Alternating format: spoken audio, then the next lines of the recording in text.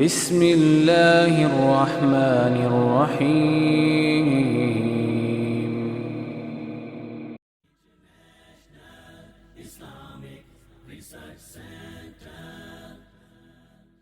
رسول اللہ صلی اللہ علیہ وسلم نے فرمایا جو وضو کرے اور اچھی طرح وضو کرے پھر یوں کہے اشہد ان لا الہ الا اللہ وحدہ لا شریک لہ واشہد ان محمدا عبدہ ورسولہ اللہم اجعلنی من التوابین واجعلنی من المتطہرین، اس کے لیے جنت کے 8 دروازے کھول دیے جائیں گے، وہ ان میں سے جس میں سے چاہے داخل ہو جائے.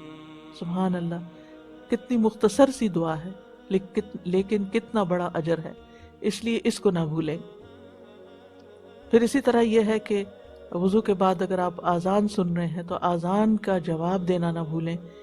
رسول اللہ صلی اللہ علیہ وسلم نے فرمایا جو شخص اذان سن کر یہ کہے یعنی اللہم رب ھذہ الدعوۃ التامہ والصلاۃ القائمہ آت محمدا الوسیلۃ والفضیلہ وابعثہ مقاما محمودا الذی وعدتہ، تو یہ قیامت کے دن نبی صلی اللہ علیہ وسلم کی اس کے لیے شفاعت جائز ہو جائے گی، لازم ہو جائے گی. حلت لہ شفاعتی یوم القیامہ، یعنی جو اذان کے بعد کی دعا پڑھے گا نبی صلی اللہ علیہ وسلم کی شفاعت پائے گا. اور اسی طرح وہ دعا کی قبولیت کا وقت ہوتا ہے، اس وقت کے لیے دعا سوچ رکھے کہ میں نے کیا دعا مانگی.